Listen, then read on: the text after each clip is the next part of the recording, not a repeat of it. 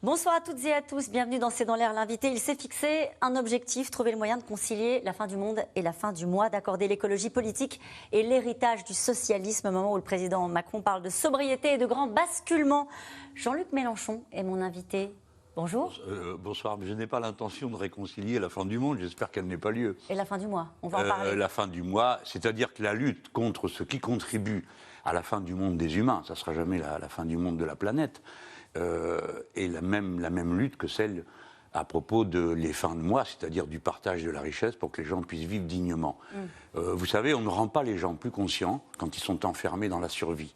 On ne rend pas les gens plus dynamiques et plus engagés à régler les problèmes si on passe notre temps à leur faire peur en leur disant « Oh là là, tout est foutu ». Oui, mais il va falloir leur donner un espoir et un chemin. On va en revenir dans un instant parce qu'il faudra embarquer les Français vers cette nouvelle sobriété. Tout d'abord, une question. Vous avez déclaré la taxe sur les super-profits, c'est la première bataille. Il faut la gagner. Alors, le président qu'a vu Olaf Scholz hier, le chancelier allemand, a proposé la mise en place d'une contribution européenne. Est-ce que ça va dans le bon sens ? C'est toujours pareil. On est en train de parler de la taxe sur les super-profits. Oui. Tout le monde sait ce qu'est un super-profit. Monsieur Le Maire, qui est un homme subtil d'habitude, là, a fait un peu l'idiot pour qu'on ne parle pas du problème. Il dit « Oh, je sais pas ce qu'est un super-profit. » Bon, on va te l'expliquer à la première occasion. Bon, on est en train de parler de ça. Dans tous les pays, ça se met en place. Le seul qui trouve le moyen de parler d'autre chose, c'est Macron. Oui, et Olaf, mais mais Scholz, il a augmenté de 30% le salaire minimum dans son pays et ils mettent en place une taxe sur les super-profits des compagnies pétrolières, comme les Espagnols, comme les Anglais, comme. Tout le monde, sauf M. Macron. Et le revoilà qui revient avec une espèce de taxe transversale. Vous n'y croyez pas, donc ? Mais non, je n'y crois pas. Et puis il y a toujours un métro de retard. Je lui dis en pleine bagarre, en septembre 2021, je dis bloquez les prix, c'est maintenant qu'il faut le faire si vous ne voulez pas que ça dérape. On ne fait rien. On lui dit faites un prix de gros de l'essence pour toute l'Europe. Ça, c'était une bonne idée. 450 millions de personnes. On ne peut pas dire non à l'Europe si elle dit « Ah ben nous, on ne paye plus l'essence que tel prix ». Ils ne le font pas. Et des mois après que ce soit accumulé des fortunes gigantesques, les voilà qui arrivent. Donc je dis à M. Macron, il faut taxer les super-profits des compagnies pétrolières. Et cette contribution européenne qui pourrait être redistribuée ensuite aux États membres pour financer des mesures nationales. C'est une usine à gaz, son histoire. Mais pourquoi pas ? Mais si vous voulez, pourquoi ne pas commencer par discuter des idées simples que nous proposons, plutôt que des machins tordus où on a 2 heures à expliquer pourquoi ça ne marche pas. Le combat continue sur les super-profits. Sur les super-profits, je dis, d'une part, je vous signale qu'il y a une enquête flash à l'Assemblée nationale. Il y a 2 rapporteurs. L'un des 2 est un insoumis, c'est Manuel Bompard. Et nous aurons une proposition de taxation des super-profits et il y aura une marche, je l'espère à la mi-octobre, contre la vie chère. Vous vous rendez compte que pour quelqu'un qui travaille, vous, moi, on n'est pas dans la même catégorie, parce que nos salaires nous mettent à l'aise. Mais les gens qui en sont à un SMIC, vous vous rendez compte de ce que c'est que perdre 10% de sa paye ? Mais qui vous la prend, bon sang de bois ? Qui vous la prend ? Où elle va ? Elle n'est pas perdue. Quand il y a, comme en ce moment, une augmentation des prix qui a une racine spéculative, mais considérable. L'année prochaine, si vous venez me dire « Alors, monsieur Mélenchon, qu'est-ce que vous voulez ? Il y a eu de moins belle récolte, le blé coûte plus cher, donc les pâtes coûtent plus cher. » Peut-être bien, mais sur la récolte de l'année dernière, c'est pas vrai. Donc, c'est de la spéculation. Sur le pétrole, c'est de la spéculation. D'accord ? C'est dit. Il va falloir embarquer ce pays, pardon de le dire comme ça, vers la sobriété. Pour certains et pour tous, d'ailleurs, ça va sans doute être une révolution des comportements. Je voudrais avoir votre réaction sur ce fou rire qui a beaucoup choqué Mbappé, l'entraîneur ensuite du PSG, qui était interrogé. Est-ce que c'est mieux d'aller faire un Paris-Nantes en jet ou de le faire en train grâce à la SNCF ? Ils ont ironisé en disant pourquoi pas en char à voile. Qu'est-ce que ça révèle ? J'en sais rien, moi. Puis j'ai pas envie de faire, si vous voulez, moi je veux pas rentrer dans le jeu du buzz médiatique, je sais pas le contexte et ainsi de suite. Ce que je peux dire, c'est que... Est-ce que ça parle de prise de conscience, ce qui se dit là dans cette conférence de presse ? Mais c'est quand même extraordinaire, la prise de conscience, c'est d'abord les dirigeants qui auraient dû la faire, c'est à eux qu'il faut demander des comptes. Vous avez attendu que ce soit la sécheresse et les incendies partout pour vous rendre compte qu'il y a un problème. Pourtant, j'ai commencé, pardon de me citer, ma campagne présidentielle sur la question de l'eau et de la sécheresse.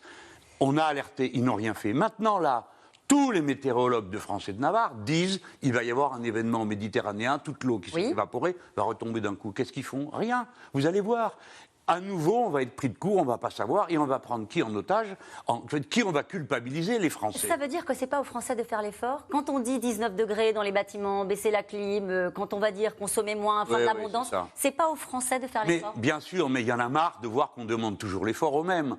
Écoutez, sur l'eau, par exemple. Allons-y sur l'eau. La perte qui est gigantesque d'eau. Vous avez jusqu'à 30-40% qui se perdent parce que les canalisations n'ont pas été renouvelées. Il a fallu que ça arrive dans l'Hexagone pour que les gens réalisent ce qui arrive dans les territoires d'outre-mer depuis 2 ou 3 ans. Bien, qu'ont-ils fait? Rien. À qui on demande de faire des efforts, encore cet été? Aux Français qui ont mis en route, je ne sais pas quoi. Et les compagnies qui pompent dans les nappes phréatiques, et ceux qui vident les rivières, et le nucléaire qui réchauffe les rivières, qui réchauffe la mer, etc. Alors, ça, on n'en parle pas. Eh bien, parlons-en. Eh ben oui. Parlons-en dans le détail. Le Sahel, dans son ensemble, qui compte plus de 150 millions d'habitants, a perdu 40% de ses ressources en eau depuis le début des années 2000. D'ici à 2030, je le précise, la population là-bas va doubler.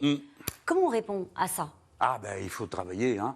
Bon, quand je suis allé voir le Doubs à sec, ça n'a intéressé pas grand monde, il faut bien dire ce qui est, c'était un flop total, mon affaire. Le Doubs, vous vous rendez compte, c'est dans l'est du pays. Mais les gens, ils ont vu depuis, hein. Ils ont vu oui, d'accord, mais pour autant, on n'a pas réglé les problèmes qui vont... D'abord, il faut arrêter le gaspillage, ensuite, il faut refaire les canalisations, enfin, il faut corriger le cycle de l'eau, etc., etc. Des mesures concrètes, il y en a. Pour répondre à votre question, comme vous la formuliez tout à l'heure, parce que je crois que vous avez raison de poser la question, il y a 2 manières d'entraîner les gens, les clouer de peur et les culpabiliser, ou bien dire... C'est ce que fait le gouvernement, à votre avis? Oui, bien sûr, il compte sur la peur, comme ça il se donne des airs de chef de guerre à la noix, il n'en a pas gagné une seule depuis qu'il les engage, des guerres, mais bon, non, c'est pas comme ça qu'il faut s'y prendre, tout transformer en anxiété. Une difficulté dans la vie, vous avez 2 manières de l'aborder, ou bien vous vous effondrez, ou vous faites face. La plupart des gens font face et dépassent la difficulté. Donc nous allons dépasser la difficulté par l'invention, par la solidarité, par l'entraide. Non?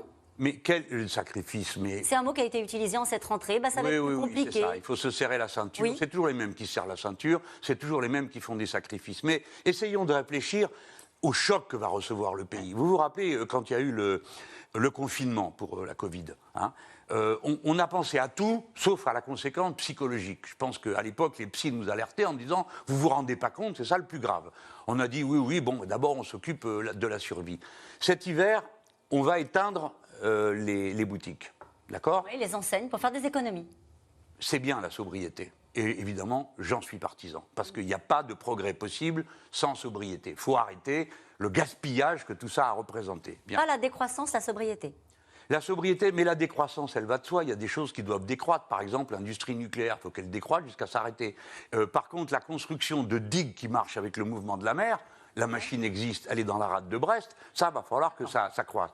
Donc, si vous voulez, moi, je propose un état d'esprit positif, optimiste. On s'attaque au problème et on va le régler, en essayant d'éviter sans arrêt de culpabiliser les gens. Jean-Luc Mélenchon, vous êtes en train de sous-entendre qu'il va y avoir un choc psychologique. Oui, énorme.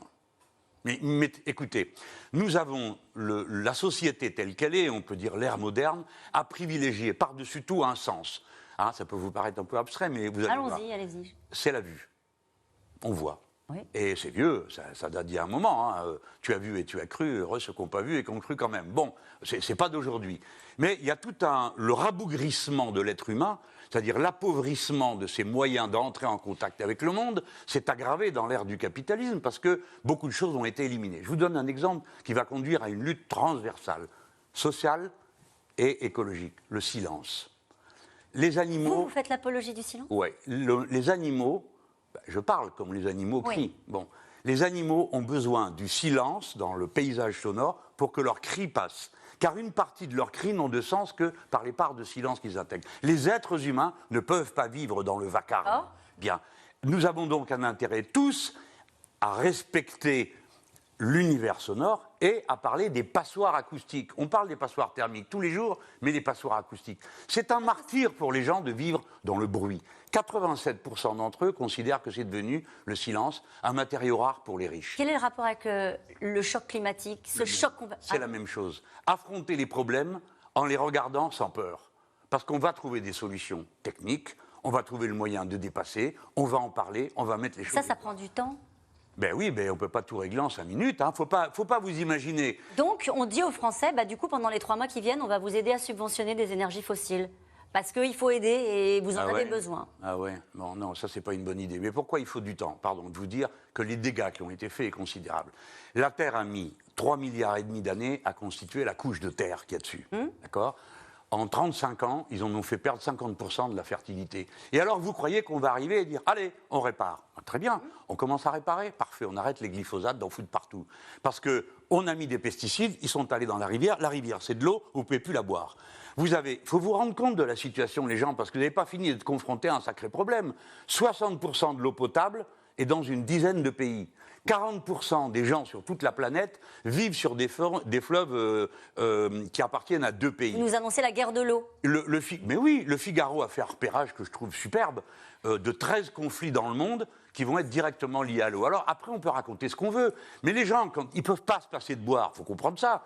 Et donc, ils vont passer les frontières. Où est la géopolitique? La géopolitique du XXIe siècle, c'est celle qui va partir des conditions naturelle, écologique dans laquelle évoluent les êtres humains. Il n'y a pas deux questions, une question sociale et une question écologique, c'est la même. Il s'agit de la biosphère dans laquelle nous vivons. Et nous le sommes en tant qu'êtres humains. Et j'y reviens, on ne peut pas vivre correctement quand on est obligé tous les jours de lutter pour la survie. Donc, à la mi-octobre, les gens, on marche par milliers pour que M. Macron comprenne que ce n'est plus supportable. Voilà. On marche pour dire on va changer de monde, on marche pour dire oui, quoi? Tout ça, tout à la fois. Tout à la fois. Y en a marre. Pour réclamer le silence?